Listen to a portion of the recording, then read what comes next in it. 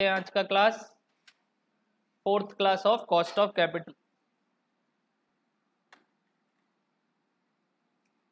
Till yet basics का 2 class में time value of money सीखे थे, करेक्ट, और सीखे थे फाइनेंशियल मैनेजर का फंक्शंस क्या होता है, ऑब्जेक्टिव्स क्या होता है, और सीखे थे कौन सा सोर्स सस्ता होता है, कौन सा सोर्स महंगा होता है, क्या क्या सोर्सेज होते हैं और कैसे कैसे पैसा लगाया जाता है। फिर अपने लोग कॉस्ट ऑफ कैपिटल में चले गए थे जहां अपने सीखे कॉस्ट कैसे निकलता है। कॉस्ट 3 चीज का 3 तरीके से निकलता है, केडी, केई, केपी और केई। केई सीखना बस स्टार्ट किए थे नेक्स्ट क्लास, ये 2 तो बहुत अच्छे से सीख गए हैं। केडी और केपी में तकलीफ नहीं होना चाहिए।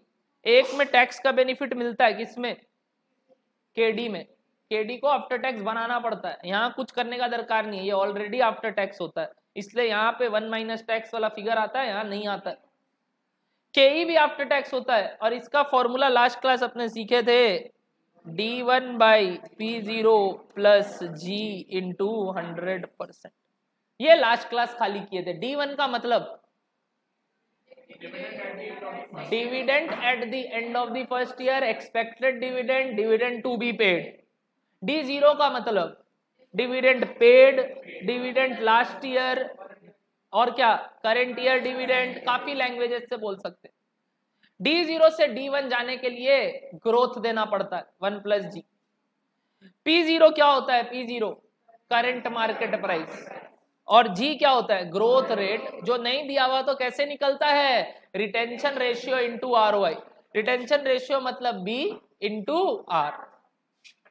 तो दिस कंप्लीट्स योर केई का डिस्कशन। केई का क्लास कर लिया, लास्ट क्लास नहीं किया तो यूट्यूब पे था cost of capital second class. आप दोनों को बोल रहे कर लीजिएगा, थोड़ा डिफिकल्टी लगेगा आज का क्लास। तब एक बार के लिए एक फॉर्मूला है, ये समझ के रखना, बट जैसी वो क्लास हो जाएगा कंसेप्ट आ जाएगा। मैं लिंक दे दूंगा आप लोग को, यूट्यूब पे डाला हुआ है ऑलरेडी क्लास, बट नहीं किया तो उससे पहले आज सुबह आ जाता, हम तेरे को करवा देता, तो कल आ जाता, परसों आ जाता, कभी भी आ जाता हम। तब एब्सेंट क्यों किया। देख ये आदमी गंज करेगा और सह लेना थोड़ा, बाकी जगह गंज नहीं होगा, क्योंकि उन लोगों को फर्क नहीं पड़ता आप आते हैं कि नहीं आते। हमको फर्क पड़ता, क्योंकि एक एक जन को हमको पूरा बात बताने में फिर टाइम लगता। आप समझ पा रहे हैं यहाँ पे पक्का। तो ये केई का फॉर्मूला होता है, जो अभी आप लोग दोनों एक बार याद करके रखिए, बाकी लोग को तो समझ में भी आया हुआ कैसे डिराइव किए थे, क्योंकि आज का क्लास अपने इसके ऊपर और बखान करेंगे और एक नया चीज सीखेंगे। डन। पॉइंट नंबर 6 चल रहा था क्या केई, एक बार देखो तो, पॉइंट नंबर 6 था क्या केई। हाँ, तो लिखेंगे पॉइंट नंबर 6 कंटिन्यूड। आज इसके बारे में और बातें करेंगे। Point number 6 continued. चलिए इसके बारे में और कुछ बातचीत करते। रेडी एवरीवन, बातचीत करें।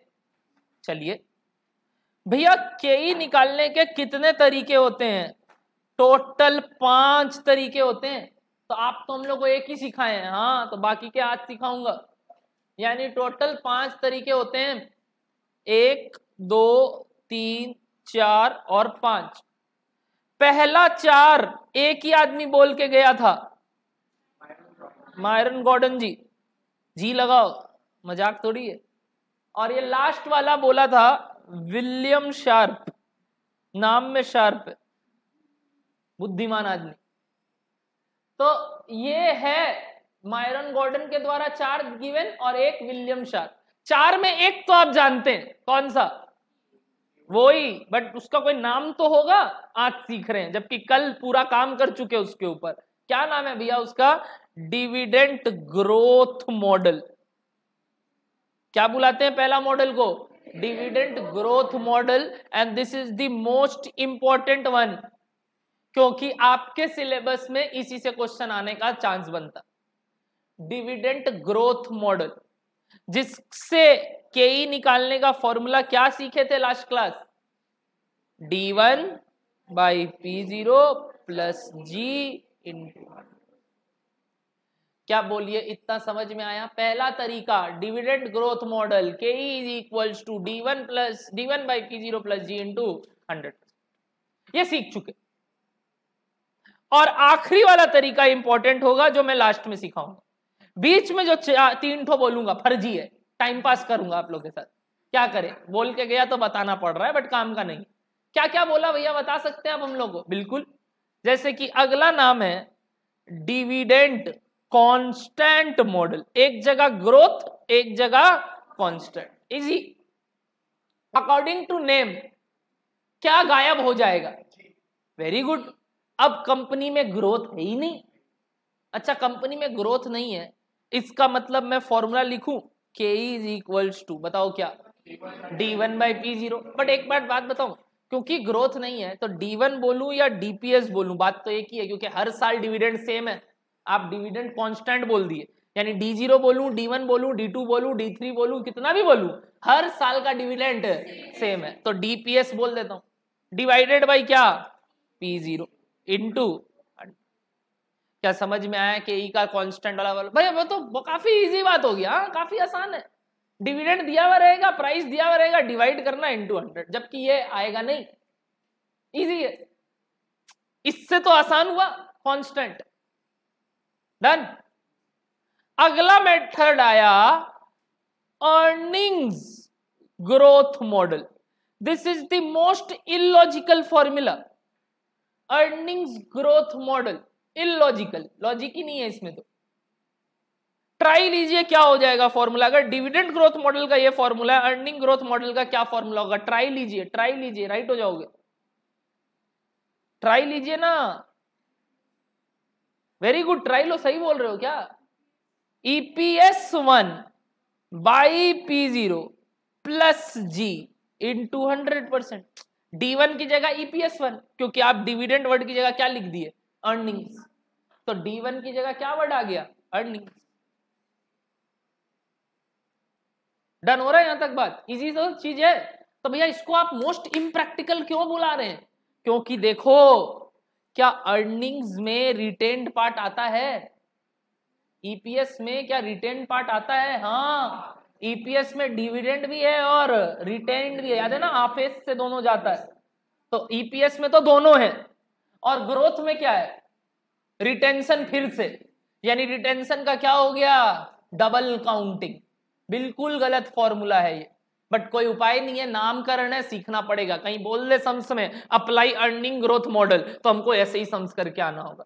जब तक नहीं बोले तब तक आपको खाली यही मॉडल से दिमाग लगाना। Done. Last model by Myron G, try लीजिए क्या होगा और उसका फॉर्मूला क्या, ये भी हम बताए आपको। हाँ, very good, earning constant model formula EPS by P0 into 100। Logic समझ में आ रहा है? चारों एकदम सेम टाइप, एक डिविडेंड से, एक अर्निंग से, तो एक डिविडेंड से तो दूसरा भी अर्निंग से, यानी लास्ट मॉडल है अर्निंग कांस्टेंट मॉडल, जिसका K is equals to EPS by P0 into. भैया ये चारों में काम का कौन सा है? काम का सिर्फ पहला वाला है, तो बाकी तीनों क्यों पढ़ा रहे हैं? अगर सम्स बोल दे यूज दिस मॉडल तो उस तरीके से करेंगे, अदरवाइज अपने हमेशा पहला मॉडल चलते हैं जिसपे अपने एक क्लास पूरा समर्पित किए थे, याद है? बस, तो बाकी तो भैया अगर ये समझ गए तो ये समझने में हम लोग को क्या समय लगेगा?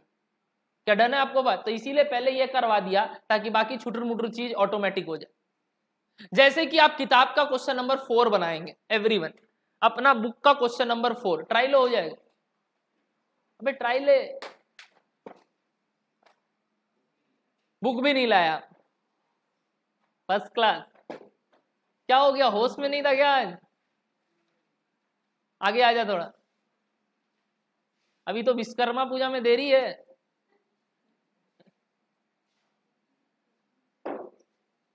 ओ कल संडे था, मजा करके आए हैं थोड़ा। अच्छा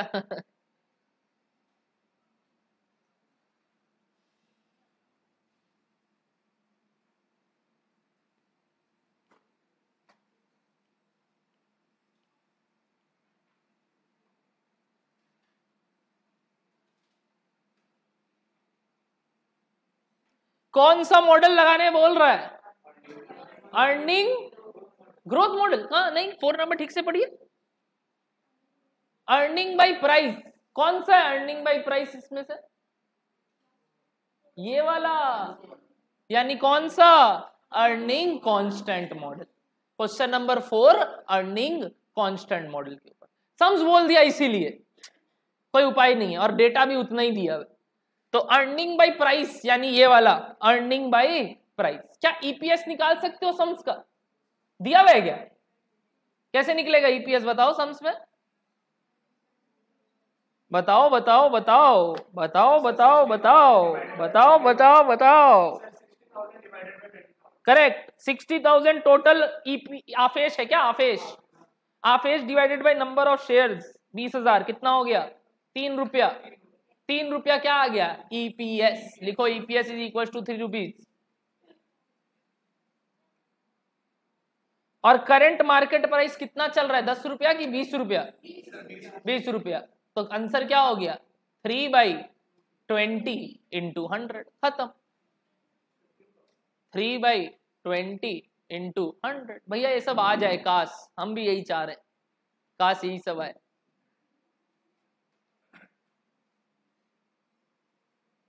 बट अगर नहीं पता होता इसको क्या बुलाते हैं तो कर ही नहीं पाते, अपने तो ग्रोथ ढूंढ रहे होते अभी तक। बट ये इस तरीके से हो। क्वेश्चन नंबर 5 करोगे? 5 भैया लास्ट वाला टेक्निक बोले नहीं है आप, रुको सब्र करो, वो समझने के लिए थोड़ा ज्ञान चाहिए तुम लोग को। अभी भंडारा खोलूंगा एक ज्ञान का।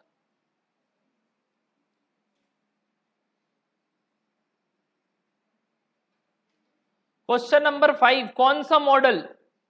Last line dividend growth model, यानी जो अपने कल पढ़े थे। ट्राई करोगे क्या खुद से कि हम बताएं? कर लोगे? Very very good.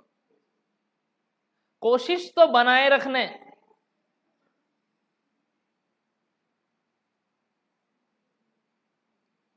कोशिश पे दुनिया कायम है।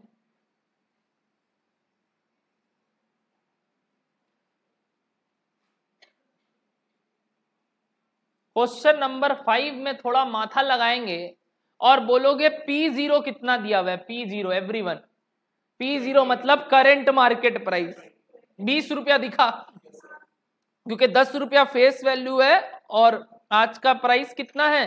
20 रुपये। ओ माय गॉड, डिविडेंड D1 का इंफॉर्मेशन है कि D0? D1 कैसे सोच रहे हैं? नेक्स्ट ईयर, अगले साल का बताया है मतलब D1 बताया है, इस साल का बताया है मतलब D0 बताया। तो D1 कितना बोला है सम्स में? बोला 20% है। अच्छा 20% बोला यानी डिविडेंड रेट कि डिविडेंड पे आउट? रेट। कुछ नहीं बोलता है तो क्या है? रेट। रेट किस पे मारते हैं? फेस वैल्यू पे। कोई भी चीज का रेट किस पे मारते हैं? फेस वैल्यू पे। कितना है फेस वैल्यू? 10 रुपया। 10 रुपए का 20% निकालो तो, निकालने दो ना, अभी टाइम लगता है सब करने में। 10 रुपए का 20% कितना आया?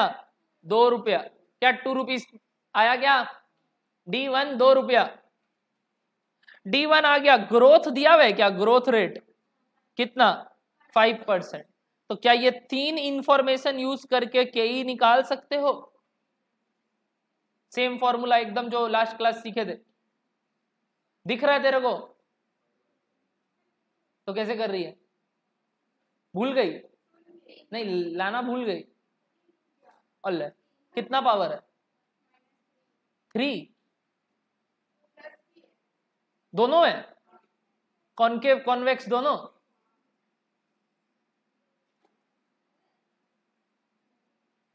कोई बात नहीं, पास का दिखता है तो माइनस है तो हाँ।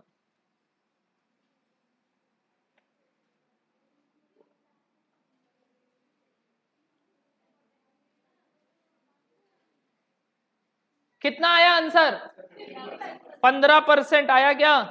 फॉर्मूला में बैठाना है रे, पहला वाला में D1/P0+G फॉर्मूला में बैठाना है। और ये पहला वाला फॉर्मूला तेरे को वो क्लास देखेगा तब समझ में आ जाए। क्या मैम लास्ट बेंच हो गया?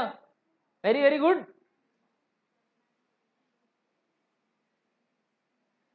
इजी है भैया, एकदम आसान चल रहा है, क्या आप डरा रहे हैं? सब कुछ डरना ही नहीं, इतना ही है बस। आपका चैप्टर खत्म होने वाला है, अंतिम सांसें ले रहा है।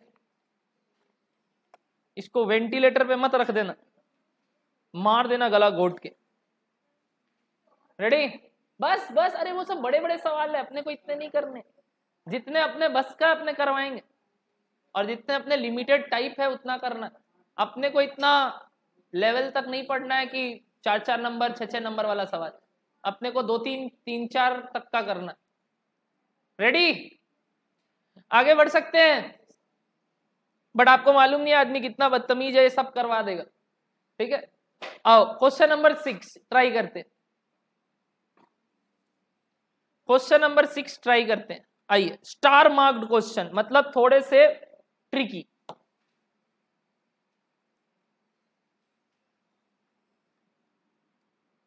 Question number 6 is a star mark question, मतलब थोड़े से ट्रिकी।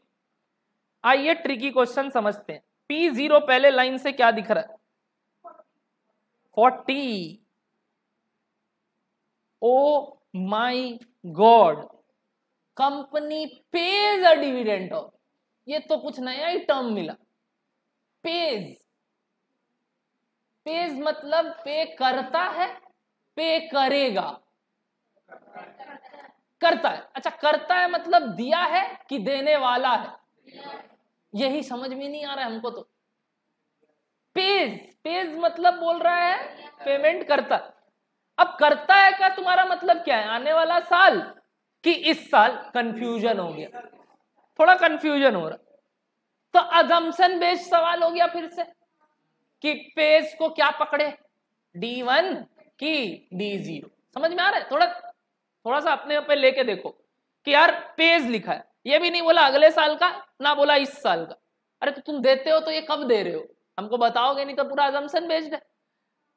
तो भैया हम लोग को क्या करना है? मैं आपको पहले भी बोला था, आपका MCQ है, यानी आप अगर D0 करके करेंगे और आंसर नहीं आता है तो आपको D1 लेके करना है, D1 लेके किए नहीं आता है तो D0 लेके करना है। क्या समझ में आ रहा है आपको मेरा बात? तो भैया MCQ के लिए आप क्या बोलना चाहते हैं? मैं आपको एक टर्म लिखा रहा हूं, अगर इंस्टीट्यूट पेज बोलता है तो उनका तात्पर्य D1 है, लिख लीजिएगा। अगर इंस्टीट्यूट पेज बोलता है तो उनका तात्पर्य D1 है। बट भैया कल आप बोले थे डिविडेंड इज इक्वल टू 2 रुपया, तब क्या करोगे? सिर्फ बोल दिया डिविडेंड 2 रुपया, तब D0 मान के D1 निकाले। बट जब टर्मिनोलॉजी पेज है तो अपने पहले से ही क्या मान लेंगे? D1। भैया ये क्यों कर रहे हैं? इंस्टीट्यूट ऐसा करता है।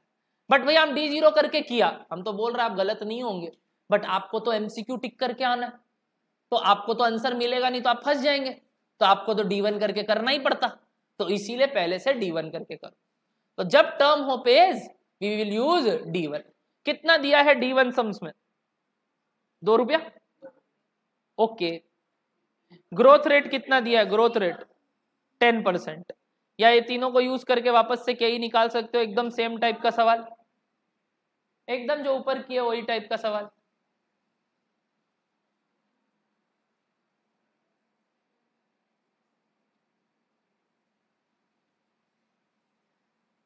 भैया ये तो MCQ ही है। हाँ, ये CA वाले बच्चे पढ़ते हैं, सोच रहे हो एक एक नंबर का क्वेश्चन। भैया ये लोग के कितने नंबर का आता है? 2-2 नंबर के। ये अब तुम लोग हाँ मत बोलो, जब वो लोग एक एक नंबर के लिए करता था, तुम लोग 2-2 नंबर के लिए करता था फाउंडेशन में।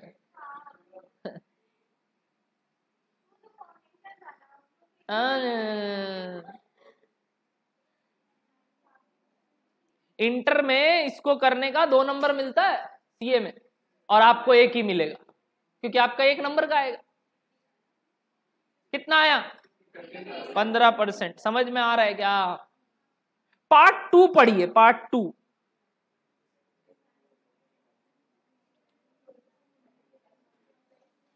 ओ माय गॉड, जी चेंज कर दिया क्या? और बोला P0 क्या होगा? अच्छा सुनो, यही तो बोल रहा है, जी चेंज कर दिया तो P0 क्या होगा? अच्छा, ये करने के लिए वापस से कुछ अजम्पशंस लेने होंगे। क्या अजम्पशन? कि पुराने डेटा जो हैं वो कैरी फॉरवर्ड हो रहे हैं। पुराने डेटा जो हैं वो कैरी फॉरवर्ड हो, मतलब मेरा कैरी फॉरवर्ड हो रहे हैं। जो इन्फॉर्मेशन नहीं मालूम वो पक्का पुराना वाला ही चल रहा है। जैसे इस सम्स में जी दे दिया 11, P0 नहीं पता, बट हमको निकालने के लिए तो D1 भी चाहिए। तो D1 क्या मान लोगे? 2 रुपया ही जो पिछले सम्स में था। कोई उपाय नहीं है ना। सम्स का पार्ट 2 करने के लिए ये मानना होगा कि वो पार्ट 1 का आंसर को कंटिन्यू कर रहा है।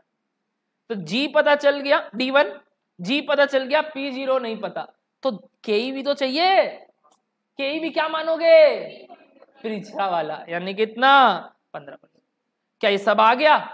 अब सिर्फ P0 नहीं पता, फॉर्मूला में बैठाएंगे P0 निकाल लेंगे। ये दोनों क्या माने अपने कि प्रीवियस सम्स का जो था वो कैरी फॉरवर्ड हो गया, क्योंकि सम्स में D1 अलग से बोला नहीं वापस, तो पक्का पुराना वाला होगा, और KE बताया नहीं तो पक्का जो निकाले वही होगा। फॉर्मूला बताओ वापस से पूरा का फॉर्मूला बताओ। 15% इज इक्वल्स टू क्या? 2 बाई क्या? P0 plus 0.1 into 100%। करेक्ट? तो ऐसे ही तो फॉर्मूला लिखे थे। करेक्ट तो भैया, अब ये सब चीज को करने का कोई आसान तरीका बताएंगे क्या? आसान तरीका एक ही है, ये 0.15 हो गया क्या? 100 से डिवाइड होगा तो यहाँ 100 आएगा, तो 0.15 is equals to 2 by P0 plus 0.1, है ना? 11 था क्या? सॉरी 0.11, 11% ग्रोथ है, सॉरी। क्या बोलो, यहां तक क्लियर हो रहा है? तो 100 से डिवाइड कर दिए। अच्छा, ये 0.11 इधर आएगा तो 0.15 माइनस 0.11 कितना हुआ? 0.15 माइनस 0.11 कितना हुआ? माइनस कीजिए, 0.04। करेक्ट? 0.15 माइनस 0.11 है ना? 0.04 is equals to 2 by P0। तो P0 कितना हो गया बताओगे?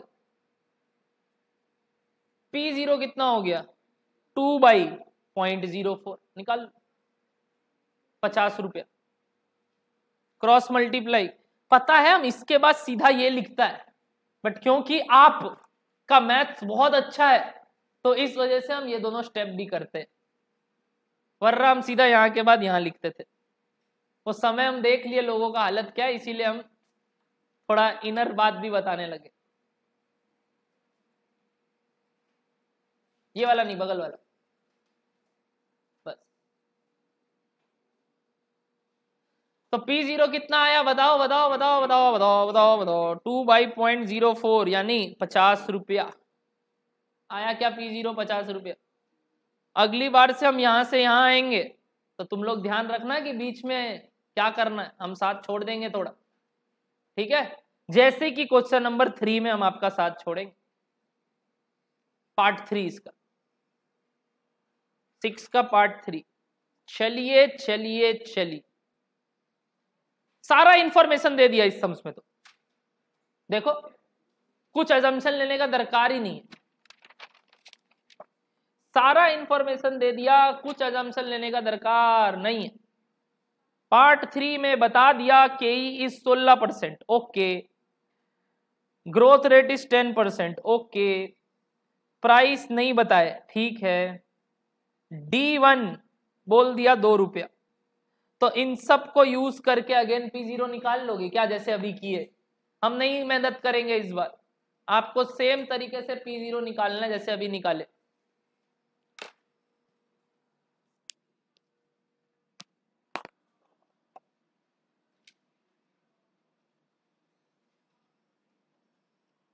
$33.333333।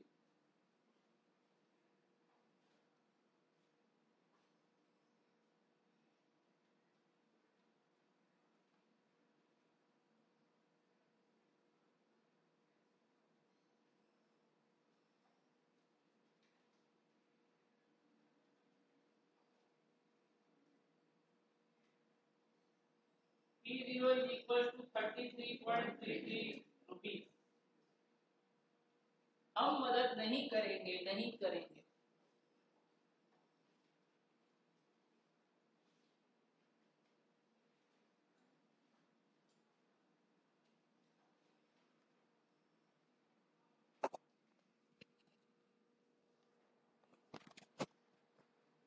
आया, बना, वेरी वेरी गुड। होलो दादा, लास्ट बेंच, ताड़ाताड़ी ताड़ाताड़ी, 33.33। কাজ করতে হবে, আমি বাঙালি, ট্রাই করছি। ভালো কথা করতে পারবে না, কিন্তু একটু একটু আসছে।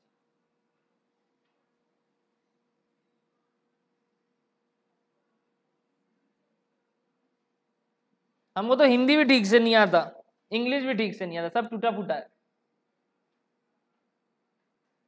Mixed language.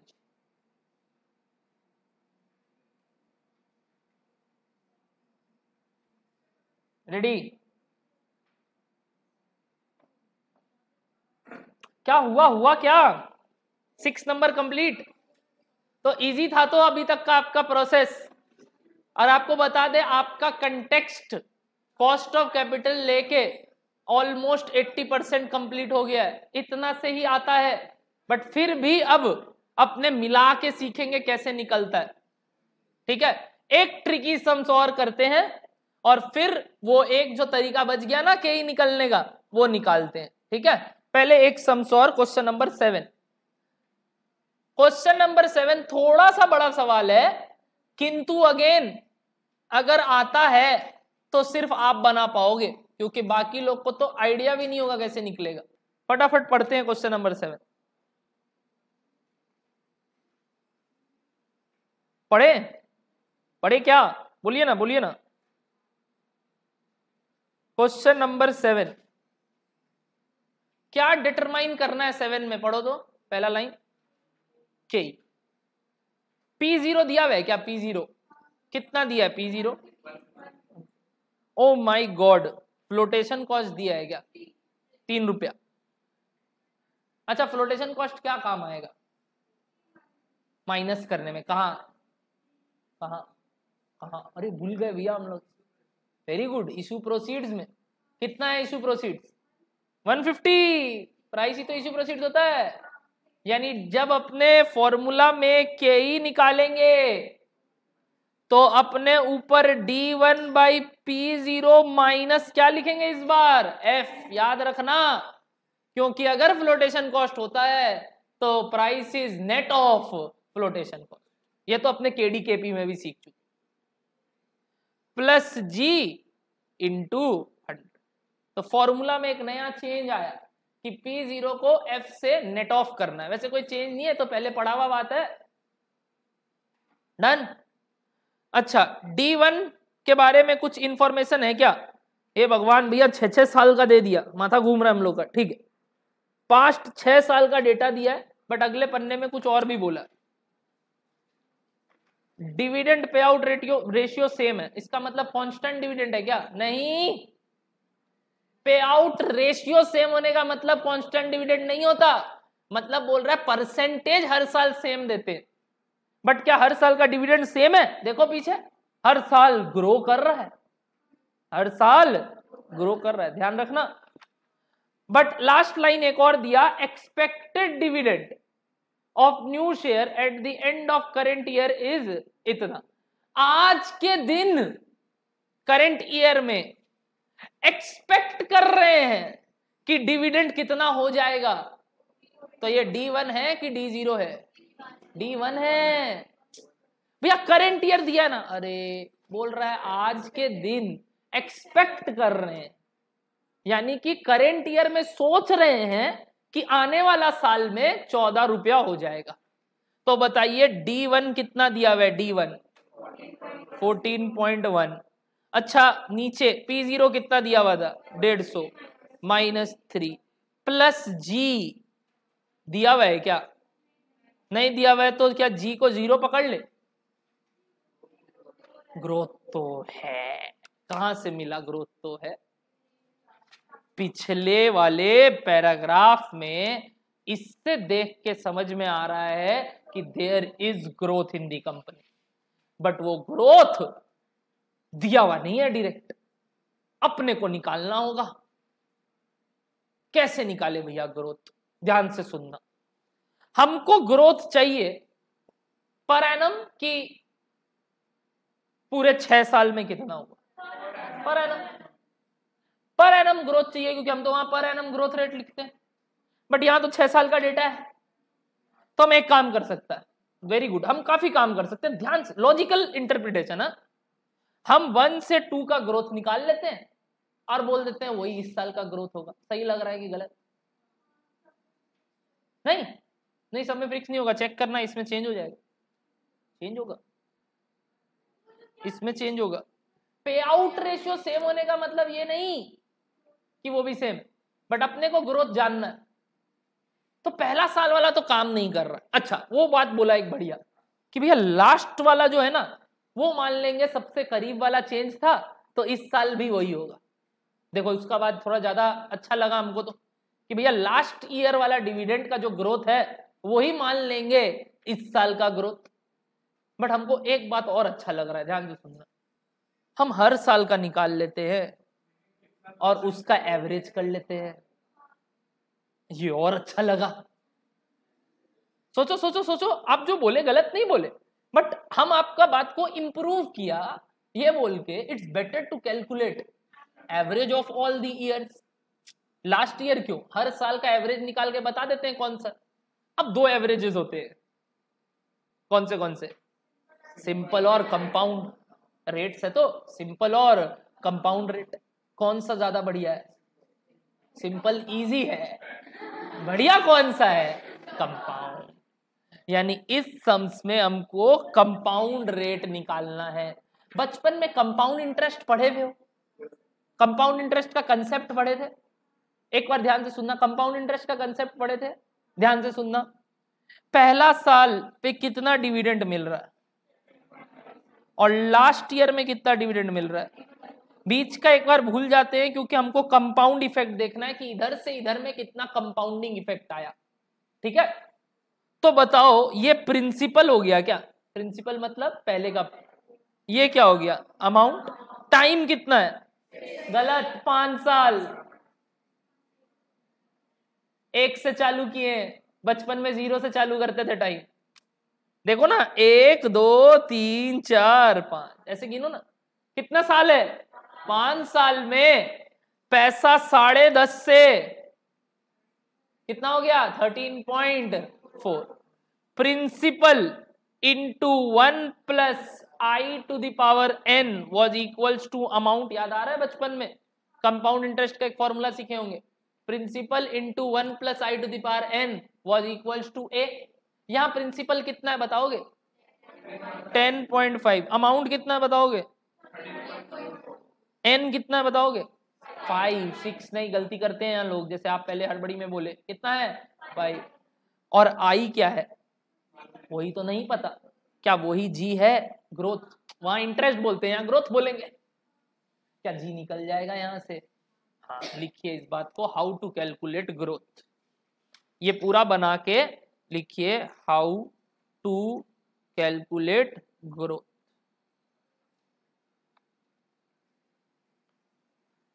एक टॉपिक सिखाया था हम, CAGR, फाउंडेशन लेवल पे तुम लोग को, टाइम वैल्यू ऑफ मनी में, and compound annual growth rate. हाँ भी बोल रही है जैसे याद है।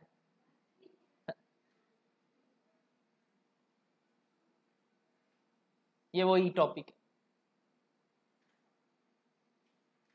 रेडी? जी निकाले अब?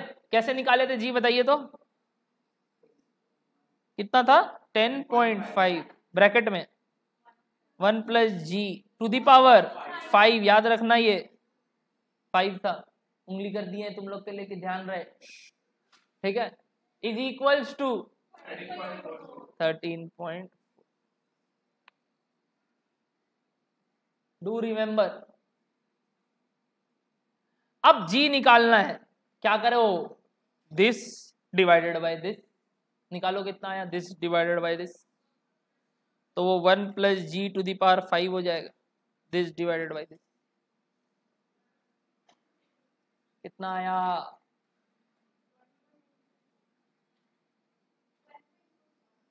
1.2 27, 4 डेसिमल तक बोलो हमको। लिखते समय तो 4 डेसिमल तक लिख रहे हैं, किंतु कैलकुलेटर में एग्जैक्ट रखना जो आया हुआ है, जो आया हुआ है उसको ऑन बटन मत दबाना, एक बार रहने देना। डन। अब बोलूं, बचपन में सीखे थे इंडाइसिस, उसमें क्या होता था, ये पावर 5 इधर आ जाएगा टू दी पावर 1/5, है ना, पावर 5 इधर आ जाएगा टू दी पावर 1/5, यानी 1 प्लस जी का वैल्यू होगा 1.2761 टू दी पावर 1। इस पावर को मैं प्यार से डर्टी पावर बुलाता हूं, मैं इस पावर को प्यार से डर्टी पावर बुलाता हूं, क्योंकि ये नॉर्मल कैलकुलेटर में कैलकुलेट नहीं किया जा सकता। अपने कैलकुलेटर में स्क्वायर रूट है, फिफ्थ रूट नहीं है। समझ में आ रहा है? अपने कैलकुलेटर में स्क्वायर रूट है, फिफ्थ रूट नहीं है।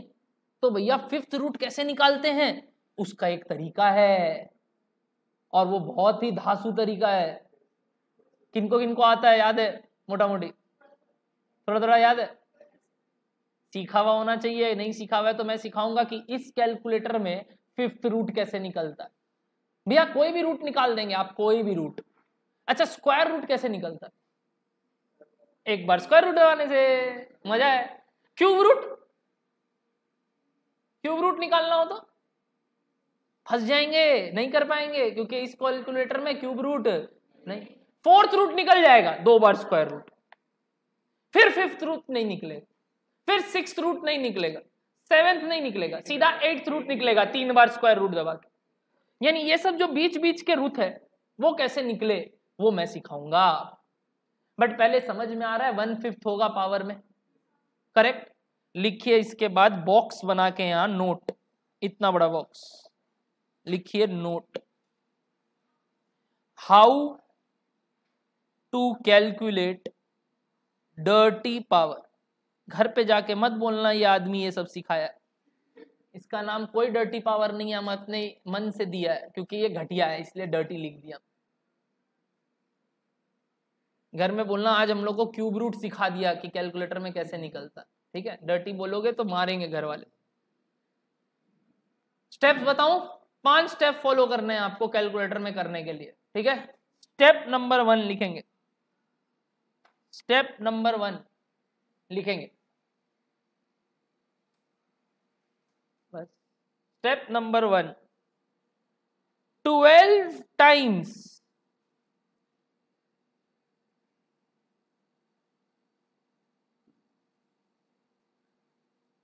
क्या लिखा? 12 times square root of the number. क्या नंबर आपके कैलकुलेटर में आया हुआ है? कितना आया हुआ है बताइए? अभी जो आया हुआ है उसको रहने दीजिए, क्या आया हुआ है बताइए? 1.2761, एकदम पूरा वाला रखना, हाँ पूरा वाला आ गया। उसको कितने बार स्क्वायर रूट दबाना है? 12 बार। चलिए दबाइए 12 बार स्क्वायर रूट, दबाइए दबाइए दबाइए, गिनना चालू कीजिए, 1 2 3, इतना धीरे करेगी तो हो गया, फटाफट दबा 12 बार स्क्वायर रूट।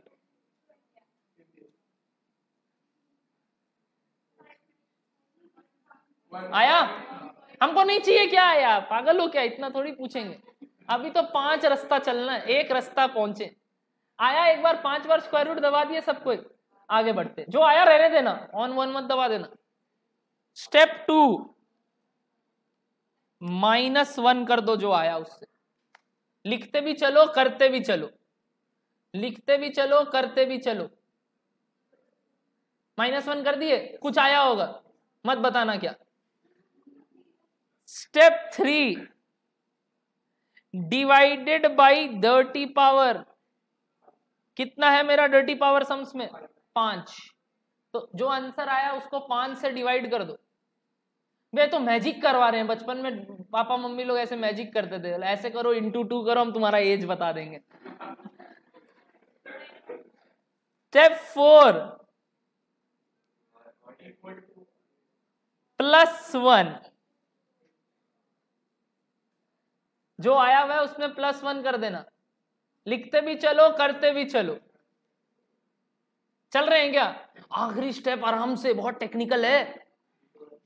स्टेप 5 सबसे धांसू step, into equals to together 12 times. Into equals to together 12 times. इस लाइन का मतलब into equals to into equals to into equals to into equals to into equals to, ऐसे 12 बार करो।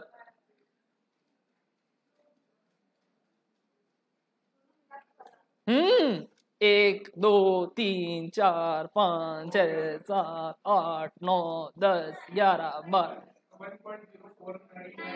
हाँ एकदम सही है।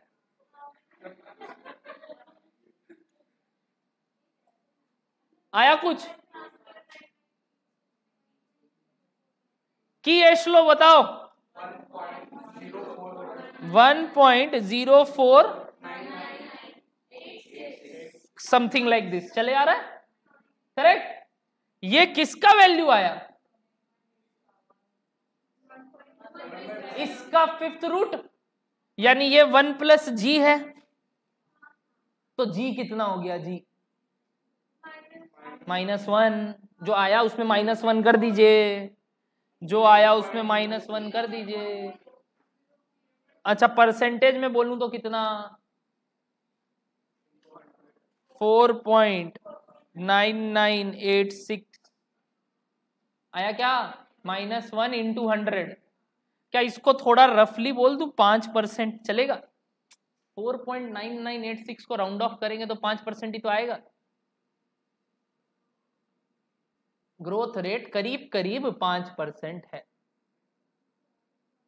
इस सम से दो चीज सीखे, एक ग्रोथ रेट कैसे निकलता है और एक डर्टी पावर कैसे निकलता है।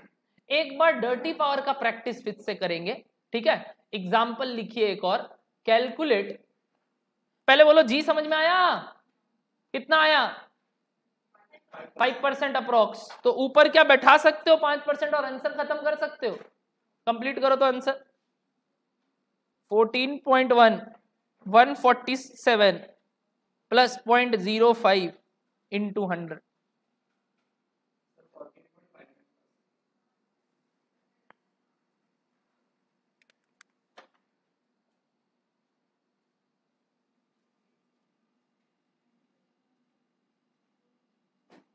इंटू नहीं है, बीच में प्लस है। ये तो हम तो ऐसे लग रहा है होम ट्यूटर है, घर पे सामने सामने बैठा है सबके और पकड़ और रहा है गलती।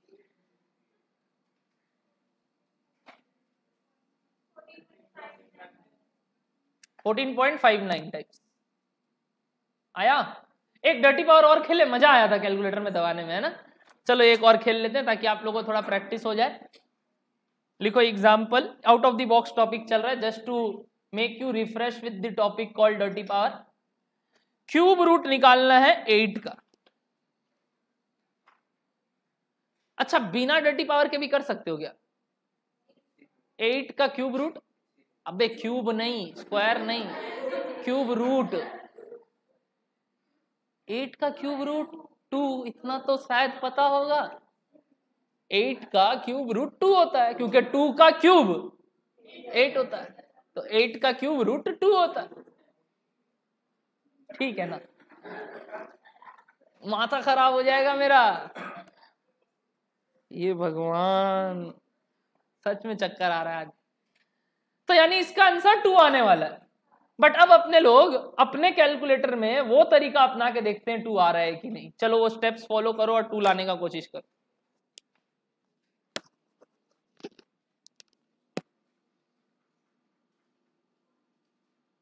जल्दी जल्दी ट्राई करो, जल्दी जल्दी।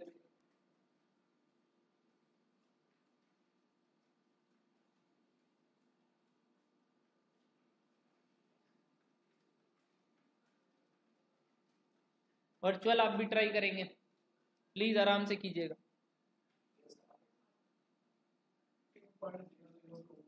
वही 2 टाइप्स आ गया। हाँ उसमें 5 से किए थे, इधर 3 से कर दे। 8 का 12 बार square root -1 divide by 3 plus 1 into equals to 12 बार 2 पॉइंट समथिंग आ रहा होगा, 000 टाइप। तो बस ठीक है, 2 आ गया, अप्रोक्सीमेट आंसर देता है। बोलो बोलो बोलो, आज कुछ नया चीज सीखे, डर्टी पावर निकालना।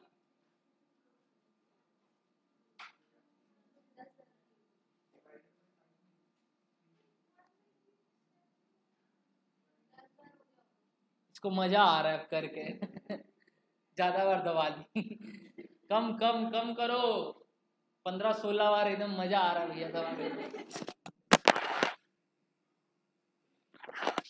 हुआ क्या, कितना आया 2, बस वही ठीक है 2 अप्रोक्सीमेटली 2।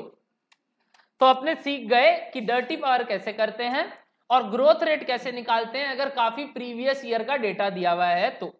भैया ये कितने नंबर का सवाल है, वापस से सीए सीए में तो 4 नंबर के लिए कर रहे होंगे, आपके लिए कितने नंबर के लिए आ सकता है, 1 नंबर। भैया तो 1 नंबर के लिए इतना बड़ा सवाल, देखो सिर्फ ग्रोथ निकालने दे देगा, तो आपको सिर्फ जी वाला पार्ट निकालना आना चाहिए और उसके बाद तो के ही निकालना कोई बड़ा बात नहीं था, तो बस सीख लो ना, क्या जाता है। बोलो डन है यहां तक बात, इजी स्टफ। नेक्स्ट टॉपिक सीख सकते हैं क्या, चलिए ठीक है, हेडिंग दीजिए पॉइंट नंबर 7, जो 6 का पार्ट लास्ट बचा था ना विलियम शार्प द्वारा, हेडिंग दीजिए point number 7, CAPM,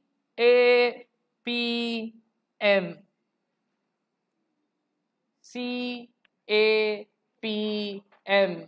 capital asset pricing model, capital asset pricing model. Star mark करेंगे, 1 मार्क का क्वेश्चन इधर से आएगा ही आएगा आपके सिलेबस में, कोई रोक नहीं सकता। CAPM मॉडल मतलब ये नहीं पढ़े तो कुछ नहीं पढ़े। रेडी, कौन डिराइव किया था, विलियम शार्प। ठीक भैया, क्या बोले विलियम शार्प जी इसके बारे में, सबसे पहले तो एक घटिया बात की, बोलते दुनिया में जितना लोग इन्वेस्ट करते हैं सब इंटेलिजेंट है, एकदम घटिया बात, अपने थोड़ी इंटेलिजेंट है कि नहीं। तो बोलते हैं जितना लोग पैसा लगाता है ना मार्केट में, सब में बुद्धि है, यानी सब लोग रैशनल है, जबकि कई लोग इरैशनल वे में भी पैसा लगाते। ठीक है, उनका अजम्पशन था, ये बोल रहे हैं कि हम शार्प तो बाकी सब भी शार्प होंगे, ठीक, तो उनका बोलना एक बार मान के उस हिसाब से वो एक प्राइसिंग की। क्या प्राइसिंग की है पता है, वो बोले, ध्यान से सुनना, KE of company is equals to, again correct, KE of company is equals to return of investors, correct। आज ही पहली बार हम छोटा छोटा लिख रहे हैं, सॉरी है। KE of company is equals to return of investors।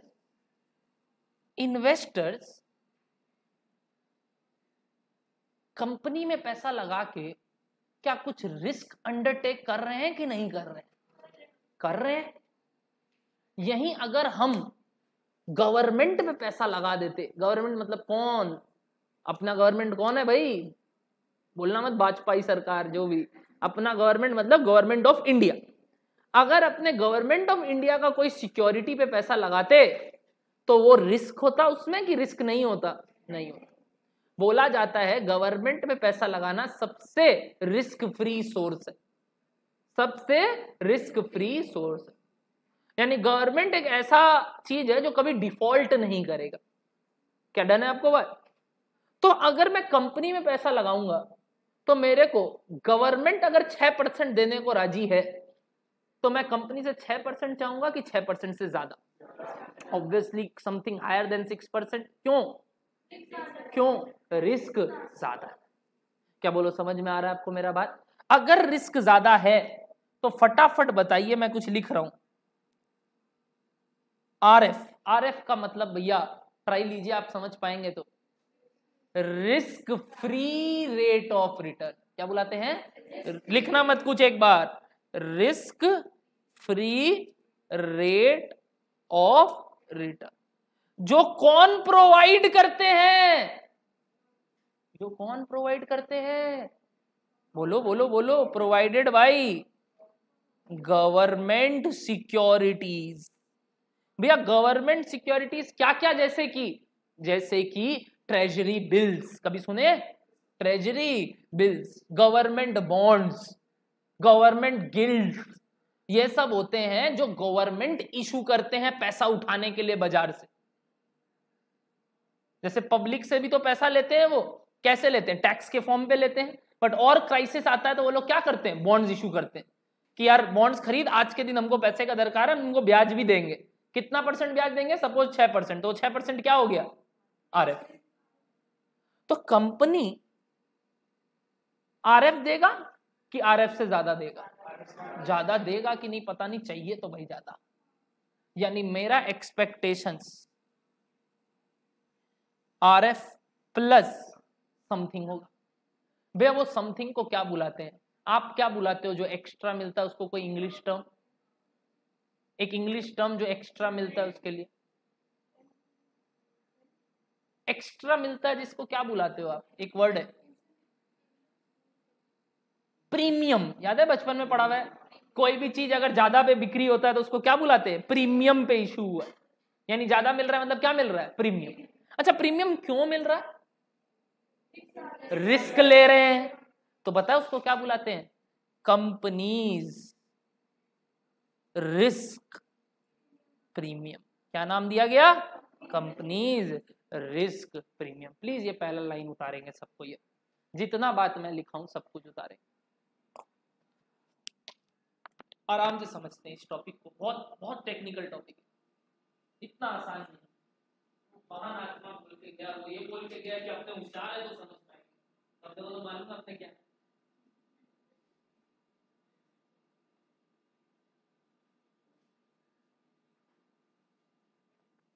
Ready,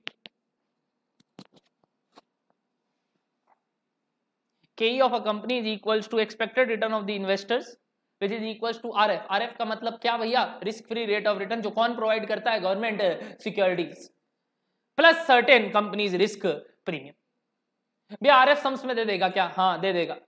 तो अपने को क्या निकालना सीखना है, प्रीमियम कैसे निकलेगा। डन, तो अब इस बात पे बखान करते हैं। रेडी,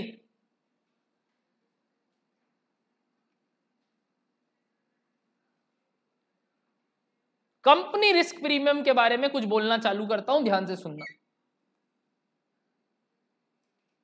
कंपनी के अंदर दो रिस्क होते हैं, कौन से रिस्क भैया, एक को बुलाते हैं अनसिस्टमैटिक रिस्क, तो एक को क्या बुलाओगे, वेरी गुड, तुम लोगों को तो पता है, हमसे क्यों पढ़ रहे हो, ए तो गलत है, आता था तुम लोगों को, अच्छा हम बोला तो बोल दिए।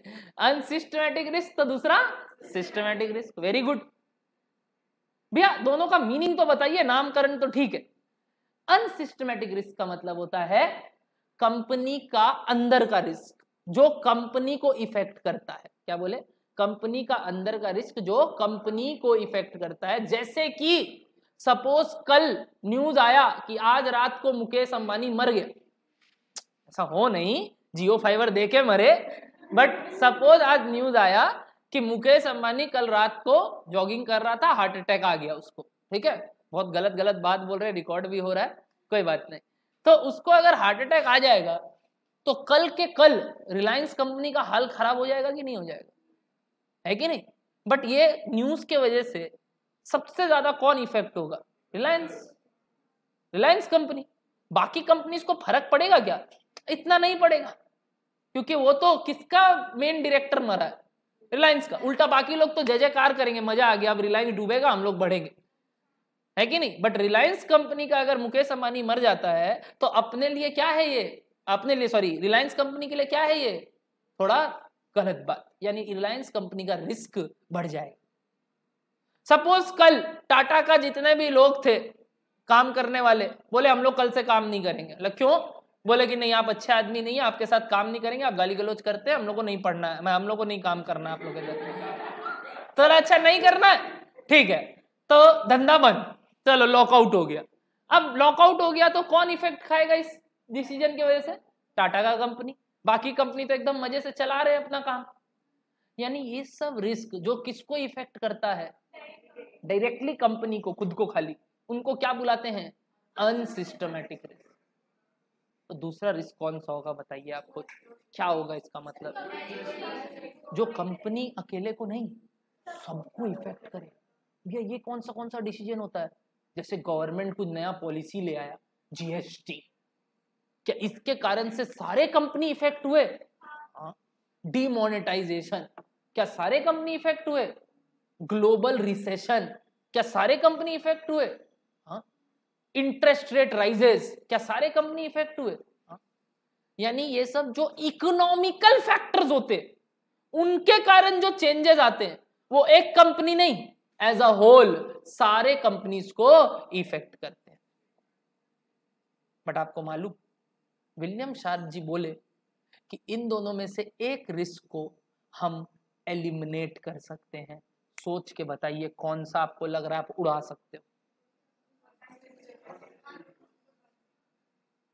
एक रिस्क को आप गायब कर सकते हो, अनसिस्टमैटिक की सिस्टमैटिक? अच्छा ठीक है, बात करते हैं। जितने लोग अनसिस्टमैटिक बोल भी रहे, कारण पूछूं? एक कारण आपका बोलने का, ये क्यों अनसिस्टमैटिक क्यों? तो वो तो बचना मुश्किल है। ठीक, तो सिस्टमैटिक से बचेंगे कैसे? अगर आप बोल रहे हैं अनसिस्टमैटिक से, आप बोल रहे हैं उड़ा देंगे, वेरी गुड। नहीं, वो कुछ अच्छा नहीं कर सकते, अपने तो इन्वेस्टर है, अपने को क्या मालूम वो अच्छा करे नहीं करे, कल क्या हो मुकेश अंबानी का। करेक्ट, वो इन्फ्लुएंस कर रहा है तो हम कुछ नहीं कर सकते, बट हम कंपनी को भी थोड़ी कुछ कर सकते हैं।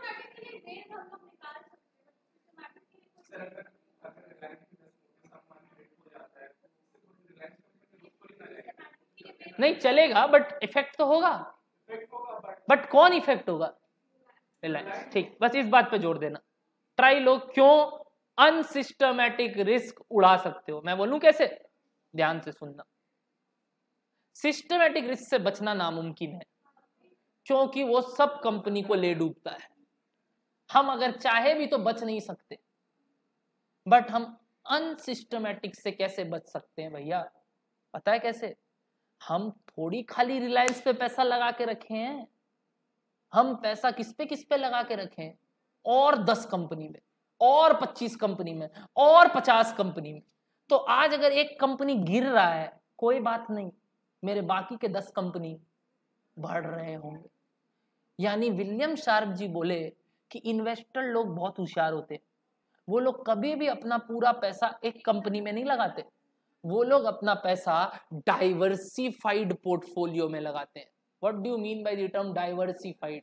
अलग अलग अलग अलग पोर्टफोलियो में पैसा झोंक देते हैं कि थोड़ा डेट खरीद लिए, थोड़ा इसका शेयर ले लिए, थोड़ा इसका शेयर ले लिए, थोड़ा इसका प्रेफरेंस ले लिए, ताकि कहीं जाके कभी ये कंपनी डूबे भी तो सारा बाकी 3 कंपनी तो प्रॉफिट कमा के दे रहा हो। यानी अनसिस्टमैटिक रिस्क से हमको डर नहीं है। क्यों? क्योंकि I have invested in a diversified portfolio. तो I can eliminate one risk called unsystematic risk by investing in a diversified portfolio. But I am unable to diversify the risk of, क्योंकि वो तो अगर हम चाहे 50 कंपनी में पैसा लगा दे, रिसेशन आएगा तो 50 का 50 डूब रहा होगा, तो हम तो फंस गया। बूम आएगा तो 50 का 50 बढ़ रहा होगा, मजा आएगा। बट कोई उपाय नहीं है वहां बचने का, यहां बच के निकलने का उपाय है। क्या बोलो, समझ में आ रहा है आपको बात? तो हमको जो ये रिस्क प्रीमियम चाहिए, अब बताओ कौन सा रिस्क प्रीमियम चाहिए, सिस्टमैटिक कि अनसिस्टमैटिक? सोच समझ के जवाब देना। हमको अब कौन सा रिस्क के अगेंस्ट प्रीमियम चाहिए, अनसिस्टमैटिक कि सिस्टमैटिक? गलत, सिस्टमैटिक। क्योंकि अनसिस्टमैटिक तो हमको चाहिए ही नहीं उसके बदले कुछ प्रीमियम, क्योंकि हमको तो वो फर्क ही नहीं पड़ता उससे। हमको तो किस रिस्क से फर्क पड़ रहा है? तो हमको किस रिस्क का प्रीमियम चाहिए? Systematic risk. एक एक बात समझ के लिखेंगे, बेकार का बात नहीं लिखेंगे। हम पहले लिख देता तो आपको समझ में ही नहीं आता ये क्या लिखा है, क्योंकि हम कौन सा रिस्क को एलिमिनेट कर दिए, अनसिस्टमैटिक। क्या बोलिए, डन हो रहा है यहां तक बात? 3 लाइन छोड़ेंगे और नीचे लिखेंगे there are 2 types of risk involved in a company. There are 2 types of risk involved in a company. 3 line छोड़ेंगे और उसके बाद लिखेंगे there are 2 types of risk involved in a company. Number 1, unsystematic risk, number 1 unsystematic risk,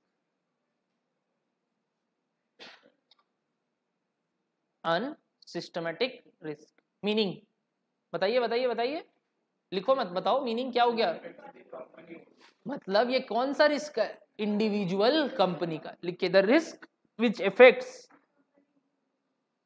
the risk which affects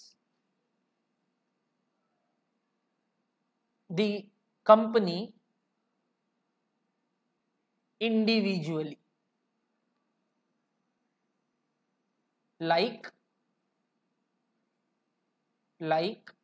की managerial person retirement, death नहीं लिखेंगे, अच्छा नहीं लगता।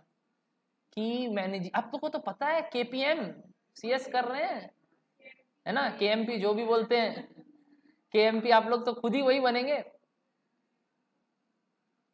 केएमपी रिटायरमेंट एक्स और comma strikes, lockouts etcetera.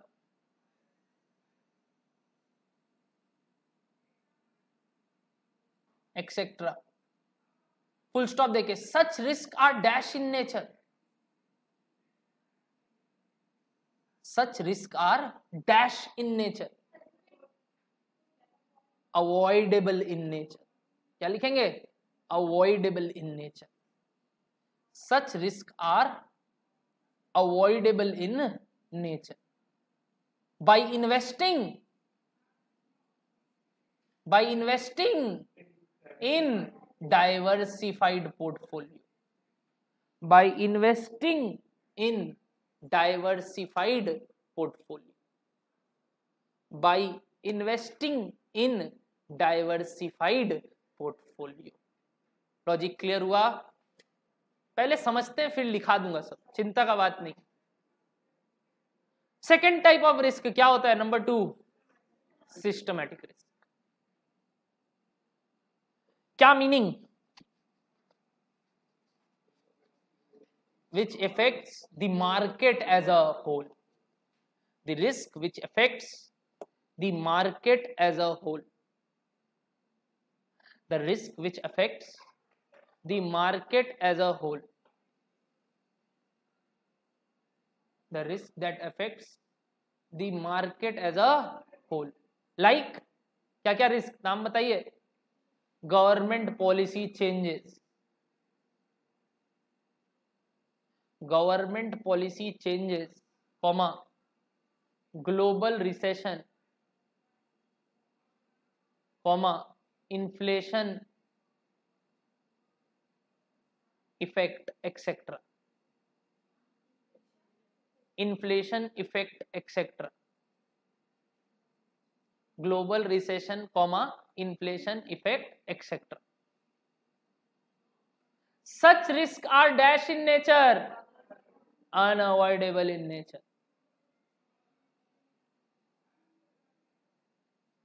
Such risk are unavoidable in nature. अभी ये खत्म नहीं हुआ है, नोट्स कंटिन्यू होगा, बट पहले फिर ज्ञानबाजी फिर नोट्स, ठीक है। यहां तक का जितना बोला था उतना लिखवा दिया, ठीक है। चलिए अब बात करते हैं इसके अंदर का, डन, सुनेंगे, बहुत इंटरेस्टिंग बात है, ध्यान से सुनना। कंपनी का सिस्टमैटिक रिस्क के अगेंस्ट तो प्रीमियम चाहिए, बट कंपनी का रिस्क डिपेंड किस पे कर रहा है, मार्केट का रिस्क पे, क्योंकि मार्केट चेंज होगा तो कंपनी चेंज होगा, क्योंकि रिस्क भी कौन सा वाला बच गया, मार्केट वाला, करेक्ट। देखिए क्या बोलते हैं, कंपनी रिस्क प्रीमियम को तो 2 पार्ट में बोला गया, क्या 2 पार्ट भैया, कि मार्केट का रिस्क प्रीमियम चाहिए इनटू कंपनी का सिस्टमैटिक रिस्क फैक्टर। बोलो समझ में आया, मार्केट में कितना प्रीमियम चल रहा है इनटू कंपनी का कितना रिस्क फैक्टर है। 1 मिनट मैं समझाता हूं। सपोज मार्केट में प्रीमियम चल रहा है 4%, कितना चल रहा है, और ये कितना था एग्जांपल में 6%। तो अगर हम मार्केट में पैसा लगाएगा तो हमको कितना चाहिए, सिर्फ मार्केट में पैसा लगाए, सिर्फ मार्केट में, कंपनी पे नहीं, मार्केट में कितना चाहिए, 4 नहीं चाहिए, 10 चाहिए ना। 6 तो कौन दे रहा है, गवर्नमेंट दे रहा है, 4 एक्स्ट्रा चाहिए, क्यों? मार्केट में पैसा लगा रहे, यानी मार्केट में अगर पैसा लगाए तो कितना पैसा चाहिए, परसेंट चाहिए 10%। बट हम मार्केट में लगा रहे हैं कि एक एक कंपनीज का निकाल रहे हैं, एक एक कंपनी। क्या मार्केट बढ़ता है तो कोई जरूरी है उतना से ही कंपनी बढ़े, या कुछ कम कुछ बेसी? कुछ कम बेसी होगा। हर एक कंपनी थोड़ी उतना से ही बढ़ जाता है जितना से टोटल मार्केट बढ़ता है। अच्छा पहले बताइए टोटल मार्केट का नोटेशन क्या है? टोटल मार्केट किससे डिनोटेड रहता है? नहीं पता? देखिए, यानी कि आपको ध्यान होगा। और एक क्या होता है? निफ्टी। पता है सेंसेक्स में कितना है शेयर्स? कितने शेयर्स होते हैं? Any idea? कितने कंपनीज मिलके सेंसेक्स फॉर्म करते हैं? नहीं, इतना आइडिया नहीं है आपको?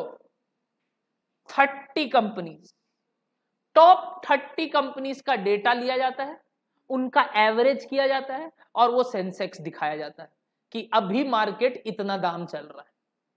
भैया क्या ये टॉप 30 कंपनीज हर दिन चेंज होते हैं? हाँ, कभी रिलायंस आता है, कभी आईटीसी आता है, कभी इमामी आता है, कभी विप्रो आता है। हर सेक्टर का 3-3, 2-2 बड़े बड़े कंपनीज को लेके उनका क्या बनाया जाता है? एवरेज।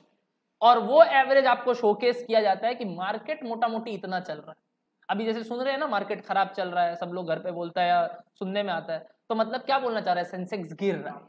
अच्छा, सेंसेक्स गिर रहा है मतलब मोटा मोटी सारे कंपनीज गिर रहे हैं, मोटा मोटी। कितना से गिर रहे हैं, क्या गिर रहे हैं, नहीं पता। करेक्ट। और निफ्टी का मतलब क्या होता है मालूम? नाम में ही छुपा हुआ है, 50। ये बीएससी होता है और ये एनएससी होता है। बॉम्बे स्टॉक एक्सचेंज का जो मार्केट को बुलाते हैं उसको सेंसेक्स बुलाते हैं, और नेशनल स्टॉक एक्सचेंज का मार्केट को क्या बुलाते हैं? निफ्टी। निफ्टी में टॉप कितने कंपनीज के डेटा है? 50। 50 टॉप डेटा लिया जाता है और उसका एवरेज निफ्टी में दिखाया जाता है, और टॉप 30 कंपनी का एवरेज सेंसेक्स में दिखाया जाता है। अपने को इन दोनों का ही तो रिस्क प्रीमियम चाहिए कि यार मार्केट इतना से बढ़ गया तो दे भाई हमको उतना रिटर्न, यानी रिस्क ज्यादा लिए तो रिटर्न ज्यादा। करेक्ट। तो मार्केट में जितना चल रहा है उससे जो एक्स्ट्रा चाहिए, सॉरी, यहां जो मिल रहा है उससे जो एक्स्ट्रा चाहिए उसको क्या बुलाते हैं? Market risk. बट हम मार्केट में लगा रहे हैं कि कंपनी पे लगा रहे हैं, तो हो सकता है हमको कुछ ज्यादा या कुछ कम। ज्यादा क्यों हो सकता है? वो मार्केट से ज्यादा इफेक्ट कर रहा हूं। कम क्यों? मार्केट से कम इफेक्ट कर रहा हूं। यानी मैं एग्जांपल देता हूं कि रिलायंस आज मार्केट 4% का प्रीमियम दे रहा है। कितना परसेंट का दे रहा है? अभी देखे थे अपने। और रिलायंस मार्केट से 2 गुना ज्यादा इफेक्ट होता है। 2 गुना ज्यादा इफेक्ट होता है का मतलब, 2 गुना ज्यादा इफेक्ट होता है का मतलब डबल रिस्क खेलता है। अच्छा, अगर डबल रिस्क खेलता है तो रिटर्न भी क्या चाहिए? तो हमको 4 चाहिए कि 8 चाहिए? कैसे सोचे ये 8 बताओ तो? 4 इंटू 2 कितना आ गया? 8। और गवर्नमेंट कितना दे रहा था? 6, यानी कितना चाहिए? 6 प्लस 8 कितना हो गया? 14%। समझ में आया? वापस से भैया ये 4% क्या था? बताइए क्या था? मार्केट रिस्क का प्रीमियम। इंटू 2 क्या है? ये 2 कंपनी का सिस्टमेटिक रिस्क फैक्टर, कि यार हमको कितना टाइम चाहिए, क्योंकि कंपनी में पैसा लगाया हूं तो जरूरी नहीं है मार्केट जितना से इफेक्ट हो रहा है कंपनी भी उतना से इफेक्ट हो रहा है। हो सकता है थोड़ा ज्यादा से हो सकता है थोड़ा कम से। भैया कम से होगा क्या? क्या एक एग्जांपल दीजिए ना। 0.5 कितना हो गया बताइए? मार्केट 4% कमा के दे रहा है, बट क्योंकि कंपनी अच्छी है, वो इतना वॉलेटाइल नहीं है, तो हमको कितना चाहिए? 4 इंटू 0.5, 2%। कम हो गया है तो मार्केट से। भैया ऐसे क्यों हाँ करेंगे? अरे तो वो वॉलेटाइल नहीं है, कभी गिरेगा भी तो धीरे से गिरेगा। अगर आज गिरेगा, अच्छा रिलायंस कंपनी अगर गिर जाए तो 2 गुना से गिरेगा। करेक्ट। तो नुकसान होगा तो डबल नुकसान होगा। बट अगर ये वाला कंपनी गिरता है तो नुकसान। तो हमको जब चाहिए रिस्क भी, तो हम कम रिस्क ले रहे हैं तो रिटर्न भी क्या होगा? कम होगा। तो 2% एक्स्ट्रा, यानी कितना से काम चल जाएगा? 8%। भैया ऐसी कोई 1-2 कंपनीज का नाम बताइए ना जिसका बीटा 1 से कम होता है। बीटा मतलब यही रिस्क फैक्टर 1 से कम होता है। Very easy, pharmaceutical industries. क्या मतलब होता है फार्मास्यूटिकल इंडस्ट्री? मेडिसिन। मेडिसिन में चाहे रिसेशन आ जाए आज, दवाइयां तो उतनी ही बिकेंगी, लोग बीमार तो उतने ही होंगे, और वो तो चाहिए ही चाहिए। यानी कि मेडिसिन एक ऐसा इंडस्ट्री है ना जो कि कम इफेक्ट होता है किससे, मार्केट के वॉलेटिलिटी से, फार्मास्यूटिकल। बाकी जनरली सारे कंपनीज इफेक्ट होते, रिलायंस तो कुछ ज्यादा ही होता है क्योंकि उसमें काफी सारे चीज है। एफएमसीजी बुलाते हैं, एफएमसीजी मतलब फास्ट मूविंग, सुना है ना, कंज्यूमेबल गुड्स, काफी सारे चीज, आईटीसी, सब चीज चला रहा है, होटल है, कॉफी बनाता है, तेल बनाता है, सब कुछ ही बना देता है, तो वो सब क्या है, एफएमसीजी। तो ये लोग इफेक्ट ज्यादा होते हैं, कम इफेक्ट कौन होता है, फार्मास्यूटिकल इंडस्ट्री। इसका नोटेशन बुलाया गया बीटा, किससे डिनोट किया गया इसको, बीटा से। इसका मीनिंग वापस से एवरीवन, ये एक स्टैटिस्टिकल टूल है बीटा, मीनिंग बताइए, अभी बताया आपको, अभी जैसे ये 2 कैसे निकला, ये 1.5 कैसे निकला, मैं वापस हिंदी में बोल रहा हूं, ध्यान से सुनना। मार्केट जितना से बढ़ रहा है, कंपनी उससे कितना इफेक्ट हो रहा है और कितना टाइम्स बढ़ रहा है। यानी if beta is equals to 2 का मीनिंग बोलोगे, एक if beta is equals to 2 का मीनिंग बोलोगे, अभी समझाया नहीं, मैं बोलूं, अगर मार्केट 1% से बढ़ता है तो कंपनी 2% से बढ़ेगा। एकदम माथा में गया, क्योंकि ये 4 से बढ़ा तो ये 8 से बढ़ा, यानी वो 1 से बढ़ता तो ये 2 से बढ़ता। तो बीटा अगर 2 गुना है, यानी if market changes by 1%, company changes by 2%। यही मैं बोल रहा हूं कि अगर 1% बढ़ता है तो वो 2% बढ़ता है, बट 1% गिरेगा तो वो 2% गिरेगा। रिस्क लिए तो घाटा जब खाएंगे तो हैवी खाएंगे, फायदा भी खाएंगे जब हैवी खाएंगे। क्या समझ में आ रहा है आपको? It is denoted by the term called beta. Beta is a statistical tool which measures your क्या risk, किसका risk, कंपनी का systematic risk, and it is calculated as, बताइए क्या, for every 1% change in market कितना % change हुआ company. क्या बोलो, clear हो रहा है? लास्ट बात, ये मार्केट रिस्क प्रीमियम क्या था अभी बताए। मार्केट रिस्क प्रीमियम का मतलब मार्केट कितना एक्स्ट्रा दे रहा है। अच्छा, किससे एक्स्ट्रा का बात चल रहा है? वेरी गुड, फॉर्मूला देखोगे, R M minus R F, समझ में आया? आर एम का मतलब ट्राइलो, मार्केट का रिस्क नहीं, मार्केट का रिटर्न, मार्केट कितना रिटर्न दे रहा है, माइनस आर एफ कितना, गवर्नमेंट कितना दे रहा है, वही तो एक्स्ट्रा है प्रीमियम। मतलब मार्केट दे रहा है, सपोज आज तुमको 10%, तुमको गवर्नमेंट से कितना मिल रहा था, 6%, यानी तुमको एक्स्ट्रा कितना चाहिए, 4%। कई बार सम्स में आरएम दे देगा, कई बार सम्स में आरएम माइनस आरएफ दे देगा, तो ध्यान रखना है क्या दिया हुआ। तो एक फॉर्मूला डिराइव हुआ बड़ा सा, बता सकते हो क्या एवरीवन? मैं लिखाऊंगा सारा बात, एक फॉर्मूला डिराइव हुआ, बताओगे क्या? आरएफ प्लस, बोलिए, RM minus RF into beta, this is called capital asset pricing model, जहां आपको सब कुछ दे देगा, सिर्फ निकाल के आना है। बट लॉजिक समझ में आया कैसे डिराइव हुआ है फॉर्मूला? 1 सेकंड लगता है हमको बोलने में, रट लो आरएफ क्या होता है, आरएम क्या होता है, बीटा क्या होता है, और रट के चले जाओ। बट कुछ इंटरेस्टिंग फैक्ट सीखे, फिगर्स सीखे। अच्छा, ये कहां से आता है सब? Real life scenario. पता है इसको क्या बुलाते हैं? एक तरीके का रिग्रेशन लाइन। सुना हुआ है बचपन में रिग्रेशन, रिग्रेशन, कोरिलेशन, रिग्रेशन सुना हुआ है? बचपन में था आपके सिलेबस में? अरे बचपन में मतलब फाउंडेशन में था, मजाक है क्या? था ना, कोरिलेशन था, रिग्रेशन नहीं था। हाँ, तो ये वही है regression line, alpha plus beta X, याद आ रहा है? Y is equals to alpha plus beta X, ये बीटा वही बीटा है, और यहाँ पे भी बीटा वैसे ही निकलता है जैसे उधर निकलता था। भैया उधर का फॉर्मूला क्या है, जैसे तुम लोग को याद है? तो चिंता मत करो, हम हैं, सब सिखाएंगे, बाय चांस मेरे को थोड़ा बहुत मैथ्स आता है। डन, चलिए लिखना चालू करते हैं। अब आज के का टॉपिक यहां तक लिखा हुआ है क्या, और 3 लाइन छोड़ा हुआ था क्या? तो और नीचे नोट्स भी चल रहा था ना, लास्ट लाइन क्या लिखा हुआ है बताओगे? लाइन मैं सब लिखाऊंगा, लिखना मत खुद से।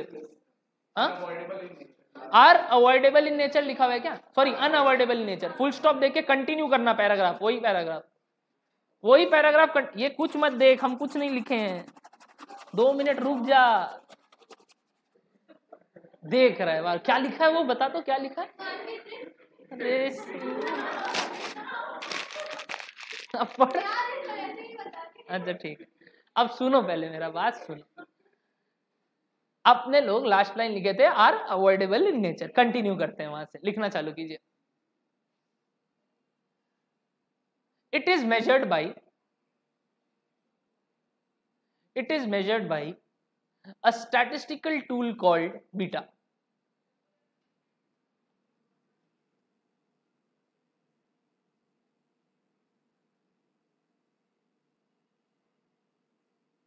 ब्रैकेट में लिखना company's systematic risk factor. Company's systematic risk factor. Company's systematic risk factor. Example, if beta is equals to 2, it means, example, if beta is equals to 2, it means, क्या बताइए? if market changes by 1%, लिखिए। example, if beta is equals to 2, it means if market changes by 1%, company changes by 2%. if market changes by 1%, comma देके company changes by 2%। समझ में आया? पक्का beta का meaning clear है? ठीक, ऊपर आइए और बताइए क्या लिखा हुआ है। लास्ट एरो बनाया हुआ होगा एक तो कंपनी रिस्क प्रीमियम से। तो अपने लिख रहे थे K E is equals to R F plus, दो पार्ट में डिवाइड किए थे, अभी तक। क्या क्या? मार्केट रिस्क प्रीमियम इंटू क्या लिखे थे? Companies systematic risk factor. अब उसका नामकरण कर रहे हैं। मार्केट रिस्क प्रीमियम को बुलाते हैं R M minus R F, और रिस्क फैक्टर को बुलाते हैं beta.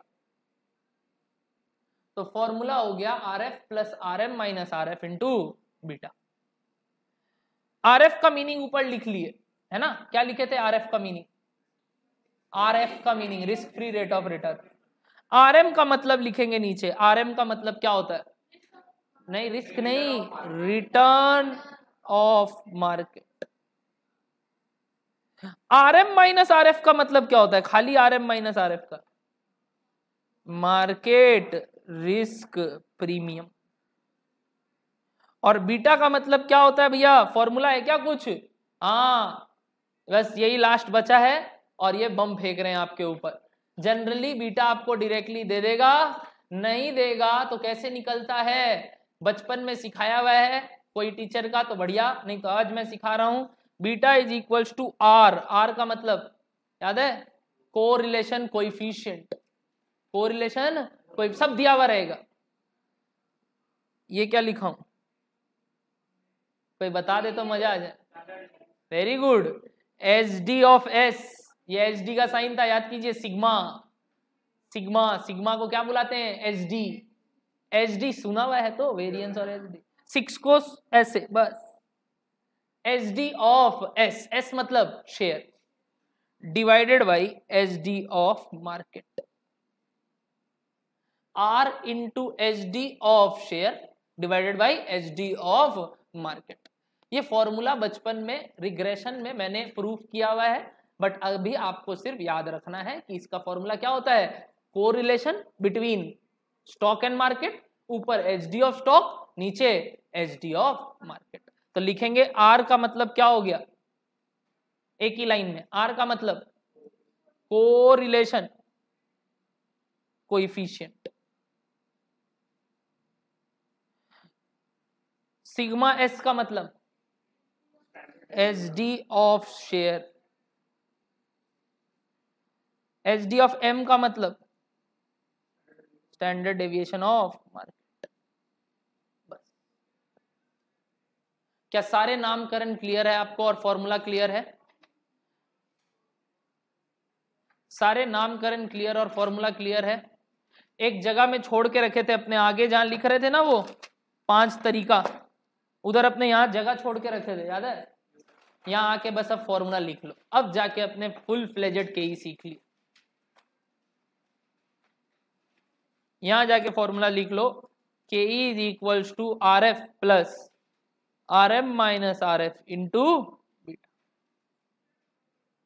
K is equals to R F plus R M minus R F into beta.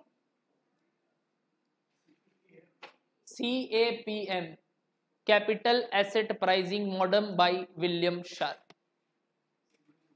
CAPM,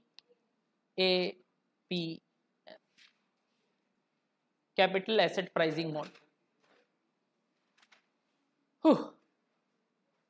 अब हम बोलना बंद करें, आप लोग चालू करें, कुछ काम करें, थोड़ा सीख गए। चलिए सीखते हैं, अब सम्स बनाते हैं थोड़ा।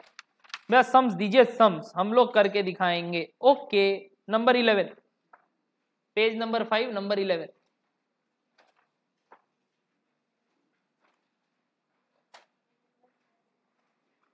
Page number 5, question number 11।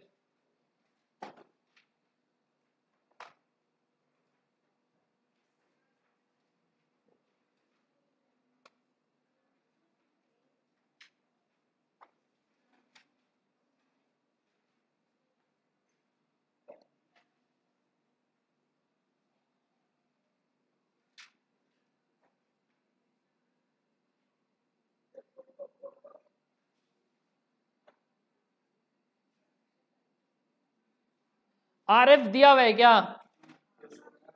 RF दिया हुआ है कितना? अच्छा, ये क्या दिया हुआ है? 18% क्या है? यानी आरएम क्या दिया हुआ है? RM. O my God, standard deviation of an asset, asset मतलब वही मेरा शेयर। एचडी ऑफ शेयर्स कितना दिया हुआ है? 2.8। एचडी ऑफ मार्केट कितना दिया हुआ है? 2.3। और कोरिलेशन कोएफिशिएंट कितना दिया हुआ है? 0.8। क्या बीटा निकाल सकते हो लास्ट का 3 इंफॉर्मेशन यूज करके?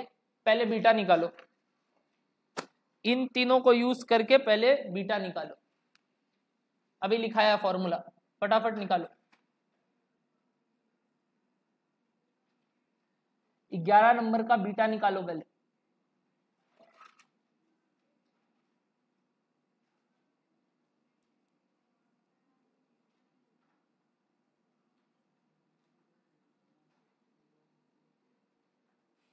पॉइंट 8 इंटू 2.8% बाई 2.3%, तो एक ही बात है, 0.8 इंटू 2.8 बाई 2.3 कर लो, हो जाएगा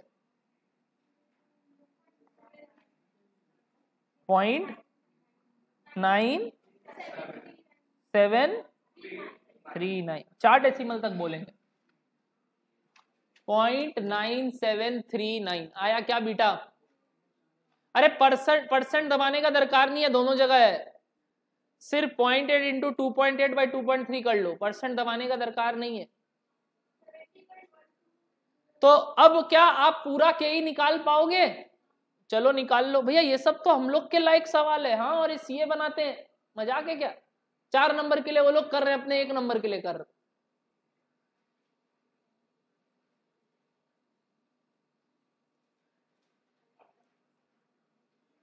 भैया तब आप एमसीक्यू बुक में क्या देंगे? हम यही सब तो देंगे, और क्या देंगे? और अलग से थोड़ा बहुत थ्योरी, सब कुछ यही है। बहुत प्रैक्टिस कर रहे हैं अपने।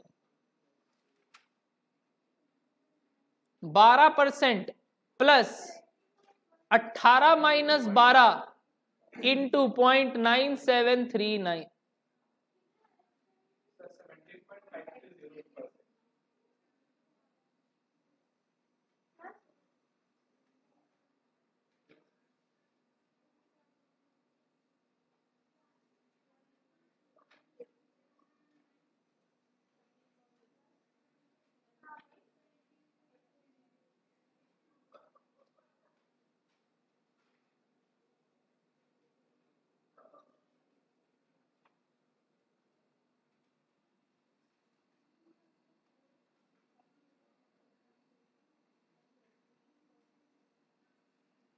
आया क्या? आया 17.53 टाइप्स। अबे वो पहले प्लस मत कर, 72 कैसे हो गया? 12 प्लस 6 का उतना, बीच में प्लस है, इंटू नहीं है।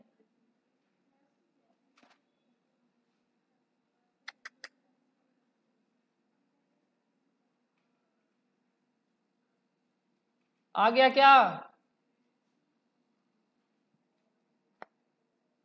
हे भगवान, हो रहा है। Very very good. अब एक नंबर के लिए इतना समय नहीं बर्बाद करते हैं, वो जल्दी जल्दी करते हैं। नंबर 8 में आइए।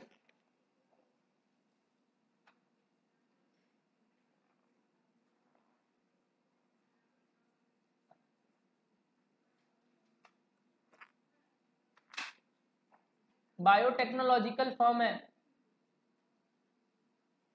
नंबर 8। नंबर 8 में बीटा दिया हुआ है क्या? कितना दिया beta? Okay. Market risk premium दे दिया क्या? कितना? यानी ये क्या दिया हुआ है? आर एफ, आर एम कि R M minus R F? R M minus R F दिया हुआ है, क्योंकि वर्ड क्या है इस बार? प्रीमियम। ध्यान रखना, इस बार आपको already R M minus R F दिया, क्योंकि वर्ड था प्रीमियम। ध्यान रखना। एस्टिमेट के अगर बॉन्ड, ट्रेजरी बॉन्ड मतलब क्या? आर एफ 6.4 है तो बताओ के का फॉर्मूला 6.4% प्लस क्या 5.5% इंटू 1.7।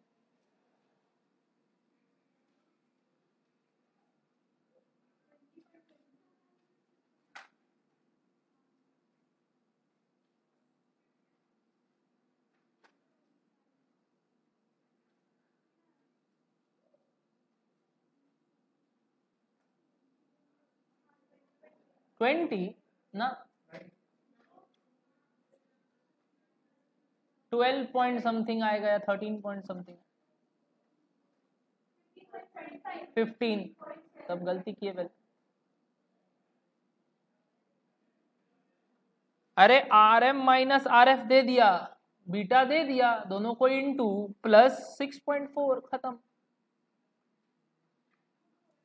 कितना आ रहा है? अरे 15 पॉइंट। अब ये करने में तकलीफ हो रहा है तो बाबा भूतनाथ मदद करेंगे। यहां से सीधा ऑटो पकड़ना नीमतल्ला का, दफनाना अपने आप को।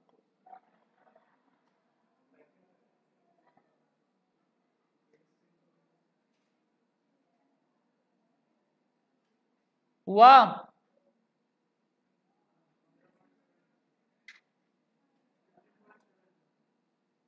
इसका पार्ट 2 करो।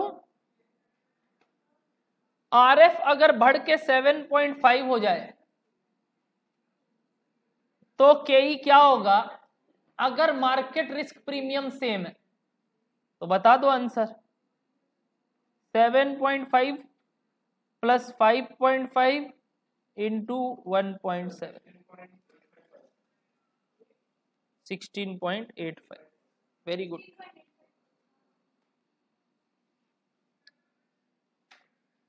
अब बोलो ये सब एक एक नंबर के लिए नहीं है, बिल्कुल, बट समय लग रहा है तो गलत बात है। इजी इजी चीज है, ये सब आ सकता है आपके लिए, और यही सब तो आएगा, और क्या आप पूछेगा आपको?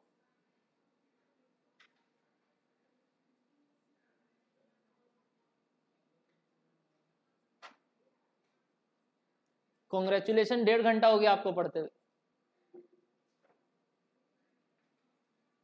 1 पॉइंट ऑफ।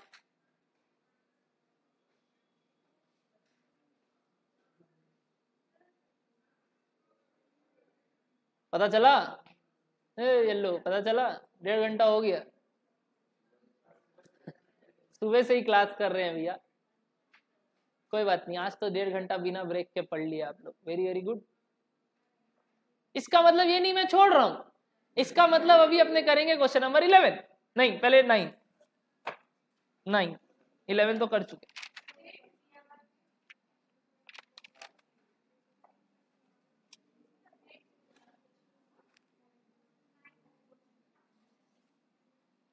ये आखिरी ट्यूशन है क्या आज का?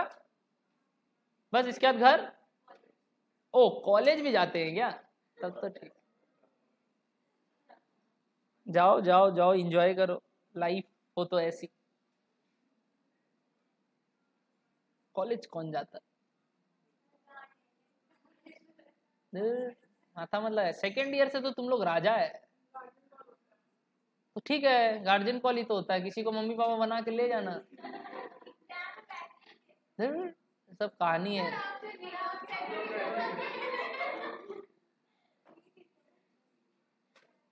कुछ नहीं होता है इतना माथा। अच्छा हाँ, जाना पड़ता है रेगुलरली थोड़ी, हफ्ता में 2 दिन। थोड़ा बहुत तो चले जाए ना, कि 2 3 दिन चले गए, 20-30% रख लिया, हो गया।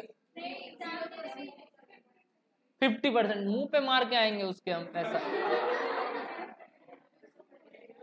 मेरा अटेंडेंस था डॉट तीनों साल का एवरेज 61 सेंट जेवियर्स में, जबकि बोला जाता था 75 रखने। कुछ उखाड़ नहीं पाता है वो लोग, लास्ट में छोड़ ही देता है तुमको। उन लोगों को भी चाहिए भाग यहाँ से, भाग, ज्यादा दिन नहीं चाहिए। अरे कुछ थोड़ा बहुत रुपया मांगता है, बट फिर वो है ना, जितना आने जाने का खर्चा और वहाँ बैठने का खर्चा है ना, उतना वही खर्चा है। तो जाओ मत, पैसा मार के आ जाओ मुंह पे, ये लो 10,000 रुपया और चलो छोड़ो हमको, 1 साल तक तंग मत करना। 100 ही लेता है तो वो देते हैं।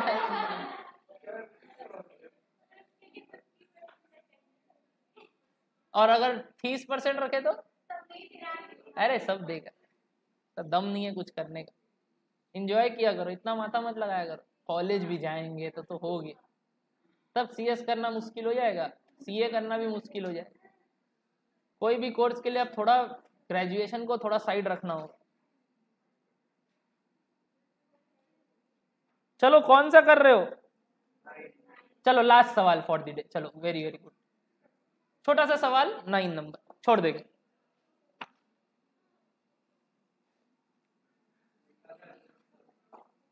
एक कंपनी है यूनिलीवर, बहुत बड़ी कंपनी है वैसे। बोल रहा है यूनिलीवर 3 काम करता है, ए बी और सी, बट आरएफ और आरएम दे दिया 8% और 12%। बीटा 3 ठो दिया है, क्योंकि 3 काम करता है, और तीनों का वेट्स भी दे दिया। वेट्स मतलब भैया कि कंपनी ज्यादा काम कौन सा करता है, सबसे ज्यादा काम कौन सा करता है, ए, फिर कौन सा करता है बी, फिर कौन सा करता है। तो अगर ज्यादा काम ए का करता है तो बीटा भी ज्यादा किसका लेना होगा, ए का, फिर बी का, फिर, यानी एक तरीके से वेटेड एवरेज करना होगा बीटा निकालने के लिए कंपनी का, है कि नहीं। वेटेड एवरेज करना होगा क्योंकि वेट्स दिया हुआ है और 3 काम कर रहा है कंपनी। लिखो weighted average beta, weighted average beta. किसका वेटेड एवरेज करना है, तीनों पार्ट का। कैसे करते हैं भैया, कोई ट्रिक है क्या? अपने को तो कैसे भी लिखे चलेगा, बट एक बार मैं आपको फॉर्मेट दिखा रहा हूं कैसे लिखना पड़ता है, अगर लिखने आता तो। अपने सबसे पहले लिखते हैं प्रोजेक्ट। प्रोजेक्ट क्या क्या है बताएंगे, ए बी सी।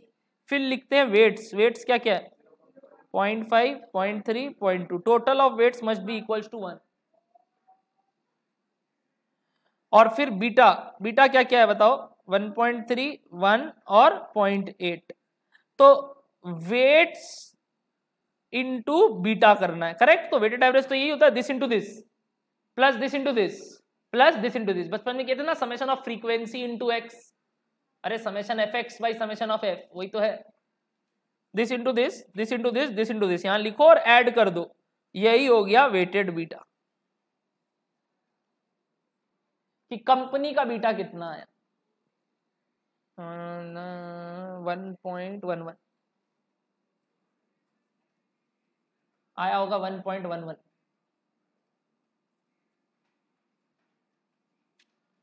हे भगवान, तुम लोग कैलकुलेटर में करता है सब, अच्छा ठीक है सॉरी।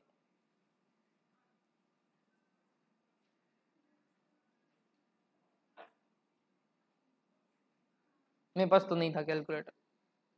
1.11 आया।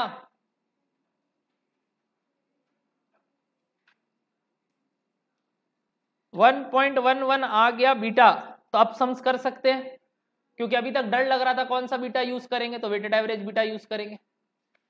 फटाफट बताओ, के इज इक्वल्स टू क्या, 8% plus 12 minus 8 into 1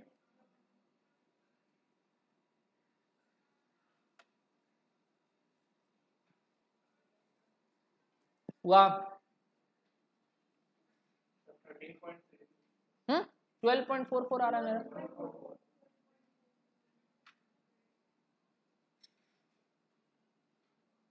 12.44 done. When are we meeting next? Wednesday 2 o'clock. Get lost.